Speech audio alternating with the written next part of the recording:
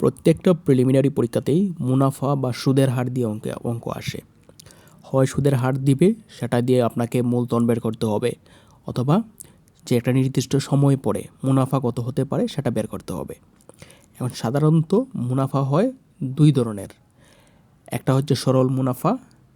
সরল মুনাফা মানে হচ্ছে একটা নির্দিষ্ট সময় পরে আপনি একটা নির্দিষ্ট পার্সেন্টেজ পাবেন, এবং এই যে মুনাফা যেটা, সেটার উপর আপনি মুনাফা পাবেন না।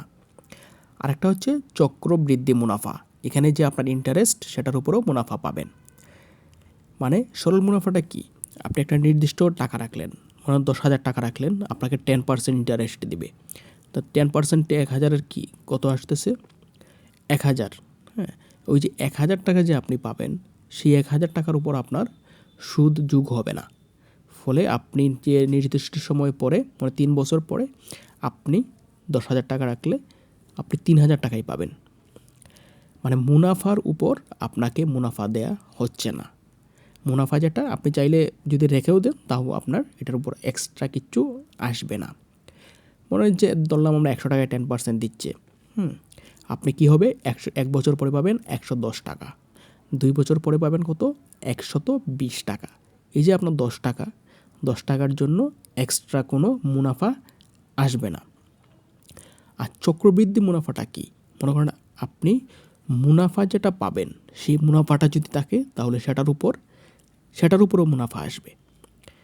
মানে আপনি যদি এইখানে যে আমরা কি রাখলাম 100 টাকা, 100 টাকা প্রথম বছর কি ছিল? 110 টাকা। এখন দ্বিতীয় বছর পরে কি হবে? ওই যে 10 টাকা যেটা ছিল, সেটার উপরও 10% সুদ আসবে। তাহলে কত হবে? প্রথম বছর যদি আমরা 110 টাকা পাই, দ্বিতীয় বছর 121 টাকা হবে। মানে 10 টাকার জন্য 1 টাকা এক্সট্রা মুনাফা পাচ্ছেন। সরল মুনাফার ক্ষেত্রে অঙ্কটা করা সহজ, কারণ আপনি একটা নির্দিষ্ট হার চেঞ্জ হচ্ছে না। চক্রবৃদ্ধির ক্ষেত্রে করেন কেন? চক্রবৃদ্ধিতে মুনাফাটা ক্যালকুলেট করে করে প্রতি বছর আপনি এক্সট্রা একটা মুনাফা অ্যাড করতে হচ্ছে। তাহলে আমরা যদি সরল মুনাফা, এগুলা আপনি সূত্র না জানলে এই 1 মিনিট অথবা 1.5 মিনিটের মধ্যে অঙ্কটা করতে পারবেন না। সুতরাং 2টা সূত্র আছে। প্রথম হচ্ছে সরল মুনাফার যে সূত্রটা আমরা যদি বলি, I = PNR। মানে কি? আই হচ্ছে ইন্টারেস্ট বা মুনাফা যেটা বা সুদের হার আমরা বলি, সেটা আমরা ধরবো। আর পি হচ্ছে প্রিন্সিপাল বা মূলধন। আইটা আমরা যেহেতু, আর এনটা হচ্ছে কি?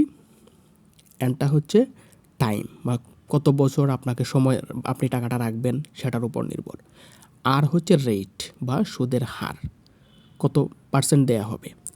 সুদের হারের ক্ষেত্রে কিন্তু ওই 100 দ্বারা ভাগ করে করতে হবে, যেহেতু শতকরা থাকবে। এখন I = PNR, এই সূত্র দিয়ে আপনি সরল মুনাফার সব অঙ্ক করতে পারবেন। তাহলে প্রশ্নের আগে দেখে নেবেন সরল মুনাফা না চক্রবৃদ্ধি মুনাফা উল্লেখ করা হয়েছে, সেটা দেখতে হবে। আর চক্রবৃদ্ধি মুনাফার ক্ষেত্রে কি হবে, এটা একটু জটিল। কারণ হচ্ছে আপনি প্রথম বছর যা আসবে, দ্বিতীয় বছর একই সুদ আসবে না। এখানে আপনি বের করতে পারবেন চক্রবৃদ্ধির মূলধন C = P হচ্ছে প্রিন্সিপাল, আগে যেটা বললাম মূলধন, 1 + r⁴n। এখন সেটা আমরা কি বলতেছি, যে চক্রবৃদ্ধি শেষে মূলধন যেটা হবে, মানে আপনার সময় টাইম লিমিট পরে যেটা পাবেন টাকাটা, মূল সেই টাকাটা। আর পিটা কি হবে, যে আপনি যখন টাকাটা শুরুর দিকে রাখবেন, মানে প্রারম্ভিক যে মূলধন যেটা, ওই শুরুর দিকের মূলধনটা হচ্ছে পি।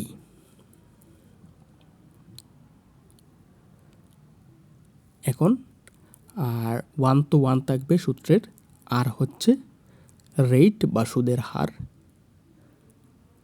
আর এন হচ্ছে সময়। তাহলে আপনি এখানে যদি চক্রবৃদ্ধির মুনাফা মূলধনটা চক্রবৃদ্ধির শেষে বের করেন, আর শুরুর দিকেটাও বের করতে পারেন, তাহলে আপনি একই সাথে যে মুনাফা কী পরিমাণ হলো